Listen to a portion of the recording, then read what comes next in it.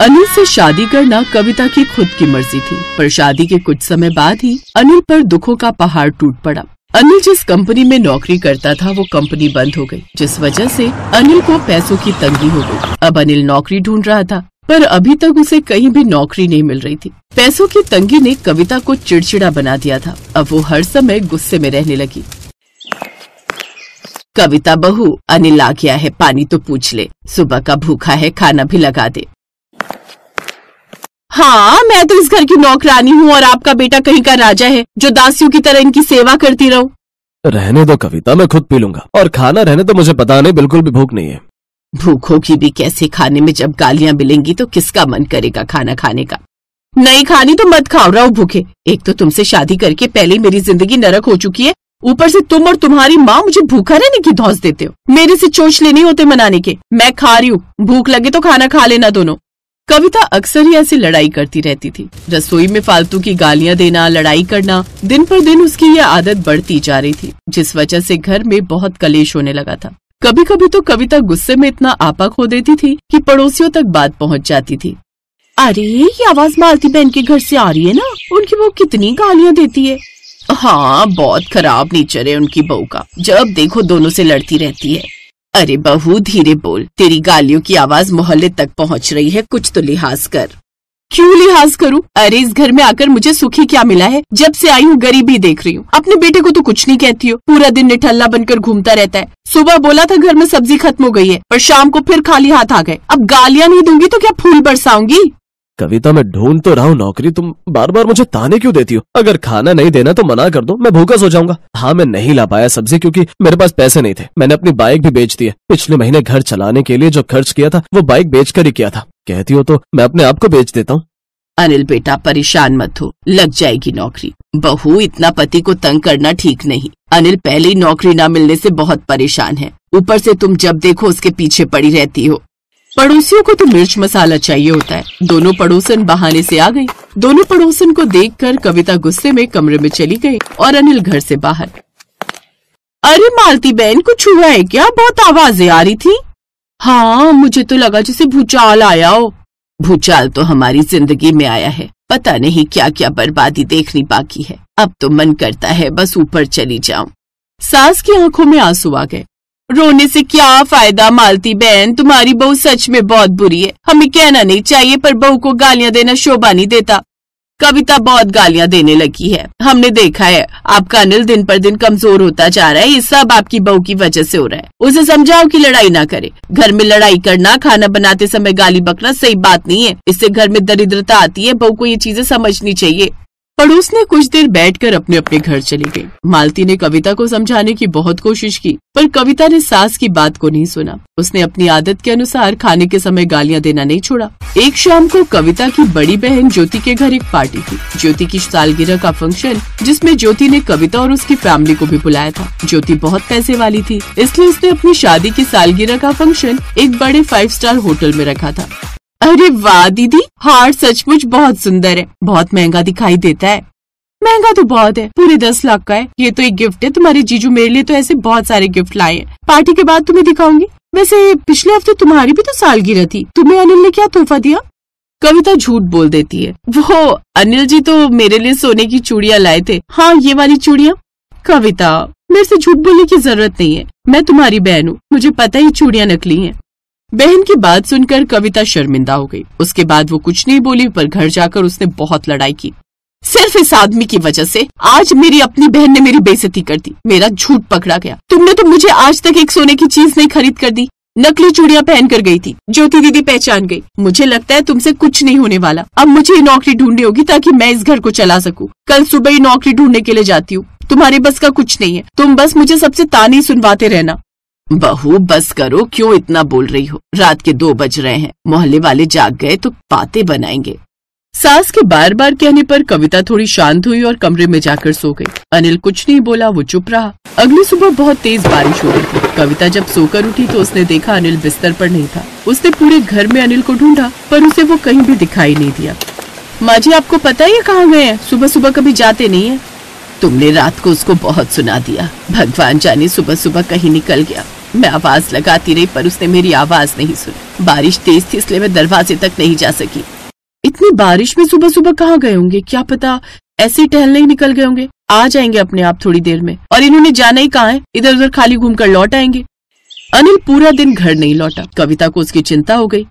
कहा था मैंने बहू इतना मत सुनाया कर, पर तूने मेरी बात नहीं मानी। तूने हमेशा अनिल को गालियां दी। बेचारा मेरा बच्चा इस समय इतनी तकलीफ से गुजर रहा था। तुझे तो अपने पति को ऐसे दुख के समय में साथ देना चाहिए था और तू उसी को ताने देती थी। अरे कैसा प्यार था ये तेरा। मैं उन सब नहीं लड़ूंगी, पर वो एक बार मिल तो जाए। पता नहीं कहाँ गए होंगे। माँ जी मुझे बहुत चिंता हो रही है, मैं उन्हें ढूंढ कर आती हूँ, मेरा मन घबरा रहा है। बहुत देर तक कविता अनिल को ढूंढती रही पर अनिल उसे कहीं दिखाई नहीं दिया। मैं घर में और दीदी को अनिल जी के खोने की बात नहीं बता सकती। मैं जानती हूँ कि सब मुझे ही सुनाएंगे कि मैंने अनिल जी से शादी क्यों की। अनिल जी आप कहाँ हो? हे भगवान मेरे पति से मुझे मिलवा दो। तभी कविता को वहाँ बने एक मंदिर की घंटी सुनाई दी। कविता हाथ जोड़ मंदिर की सीढ़ियाँ चढ़ी। उसने भगवान से प्रार्थना की, हे भगवान जी मैं अपनी गलती के लिए आपसे क्षमा मांगती हूँ। मेरे पति पता नहीं कहाँ चले गए, उन्हें मुझसे मिला दो। भगवान मैं जानती हूँ मैंने अपने पति को बहुत दुख दिया है, हमेशा उन्हें ताने दिए, पर अब मैं वादा करती हूँ मैं उन्हें कभी कोई ताना नहीं दूंगी। मैं उनसे कभी गलत शब्द नहीं कहूंगी। मैं अनिल जी से बहुत प्यार करती हूँ, बस गुस्से में थोड़ा बोल जाती हूँ। बेटी चिंता मत कर। जो भी भक्त सच्चे मन से भगवान से क्षमा मांगते हैं तो भगवान अपने भक्तों को क्षमा कर देते हैं। कविता ने आंसू पोंछे और प्रसाद लेकर जैसे ही मंदिर से बाहर जाने लगी, उसने मंदिर के कोने में उदास हालत में बैठे अनिल को देखा। कविता की आंखों से आंसू छलक गए और वो दौड़कर अनिल के पास आ गई। अनिल जी आप यहाँ? मैंने आपको कहाँ कहाँ नहीं ढूंढा, आप बिना बताए चले गए। मेरे मन में इतने बुरे बुरे ख्याल आ रहे थे। मैं क्या करता कविता, मैं तुम्हारे लिए कुछ नहीं कर पाया। मेरी वजह से तुम कितनी परेशान हो। घर पर मन नहीं लग रहा था, इसीलिए पूरा दिन यहाँ मंदिर में बैठा रहा ताकि मन को थोड़ी शांति मिल सके। अब मैं आपसे कभी कुछ नहीं कहूंगी। हम दोनों मिलकर मेहनत करेंगे और छोटी छोटी खुशियों से हंसते हंसते अपनी जिंदगी को जिएंगे। कविता ने भी अनिल के साथ नौकरी ढूंढना शुरू कर दिया और फिर दोनों की मेहनत रंग लाई। कुछ ही दिनों में अनिल और कविता दोनों की एक अलग अलग ऑफिस में नौकरी लग गई। इसके बाद कविता के घर में संतोष और सुख शांति आई, तो जीवन में भी सुख समृद्धि अपने आप आ गई।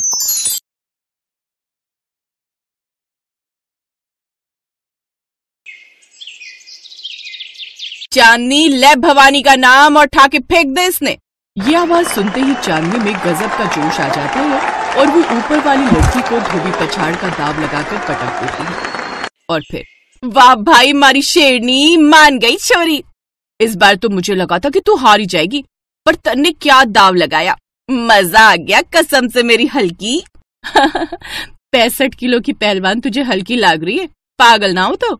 अरे वो हिंदी वाली हल्की नहीं रे, वो अंग्रेजों की फिल्म में है ना, वो हरा सा बड़ा सा आदमी हलक, वैसे ही तुम्हारे हरियाणा की हल्की है।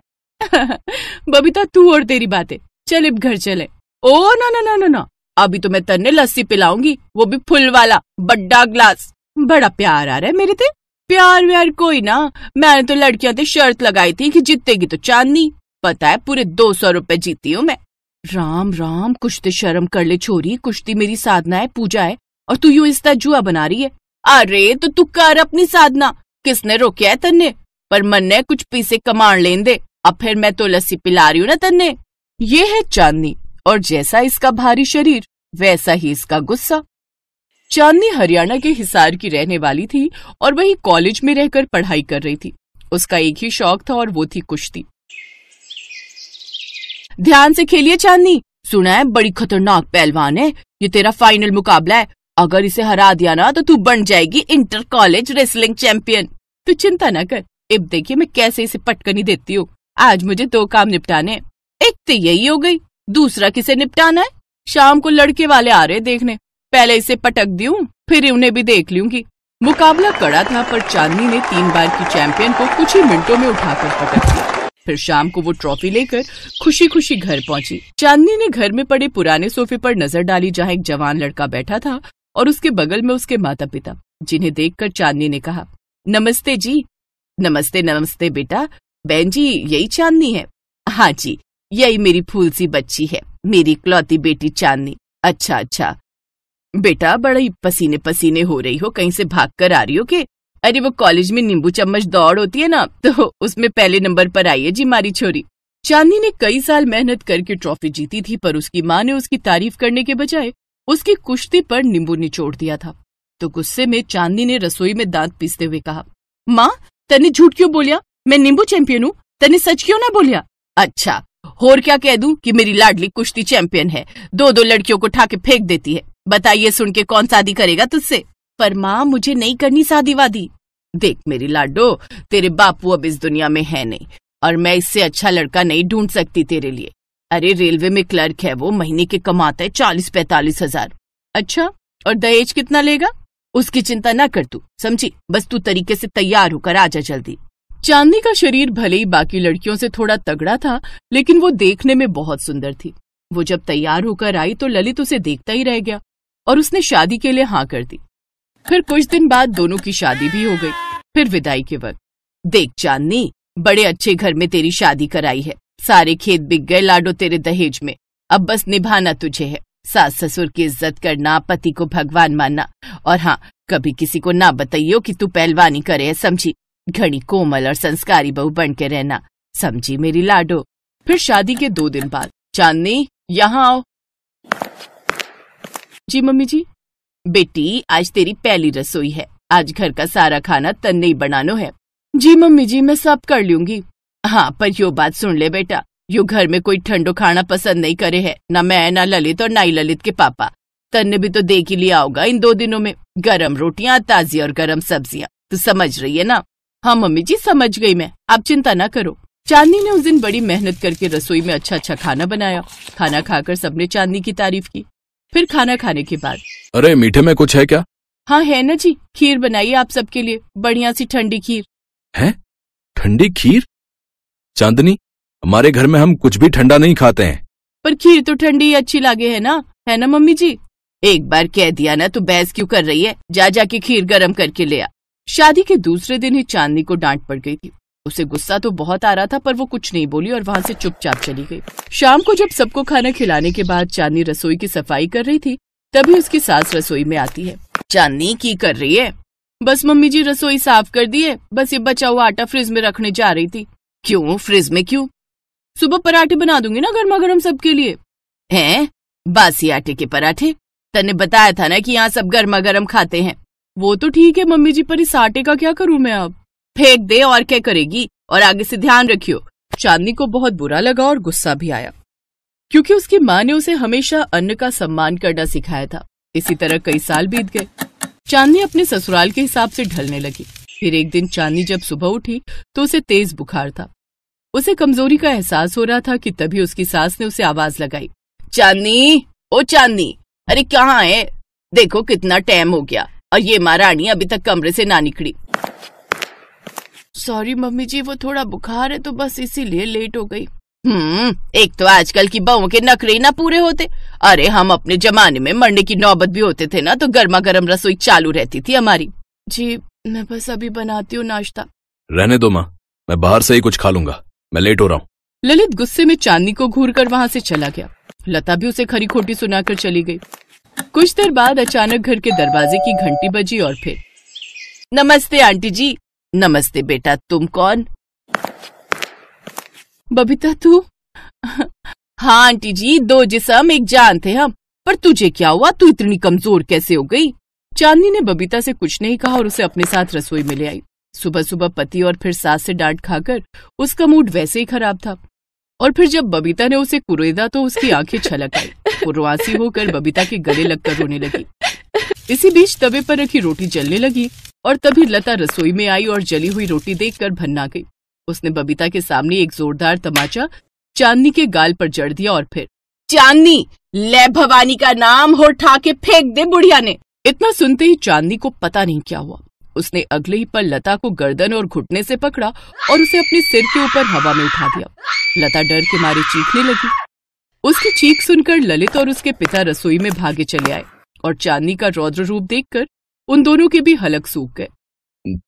चांदनी, माँ को नीचे उतार दो प्लीज, इतनी ऊपर से गिरी तो हड्डी टूट जानी है माँ की। जिज्जा जी, वो इंटर कॉलेज चैंपियन रही है रेसलिंग की। उसने ठा के फेंका ना तो कम से कम 7-8 तो टूटेंगी। उसकी शराफत का और फायदा ना उठाओ। मैंने उसके अंदर की शेरनी जगा दी है, अब उसे परेशान करने की गलती ना करना। वरना गर्मा गर्म रसोई की जगह क्या फायदा। आपकी कनपटी पे 2-4 गर्मा गर्म धर दे। जी जी समझ गया। सॉरी चांदनी, माँ को नीचे उतार दो प्लीज। बबीता के कहने पर चांदनी ने लता को जमीन पर उतार दिया। लता थर थर कांप रही थी। आंटी जी ये तो बता दो, ऊपर हवा ठंडी थी कि गर्मा गर्म है? अरे ना बेटी, अब तो कुछ गर्मा गर्म ना चाहिए, जैसी बहू की मर्जी हो वैसे एडजस्ट कर लेंगे हम तो। देख लिया चांदनी, तू तो खामखा परेशान हो रही थी। चल अब मैं चलती हूँ, बाकी कभी फिर ते मेरी जरूरत पड़े तन्ने जोश भरण खातर ते बुला लियो। इसके बाद चांदनी ने मुस्कुराते हुए बबीता को विदा किया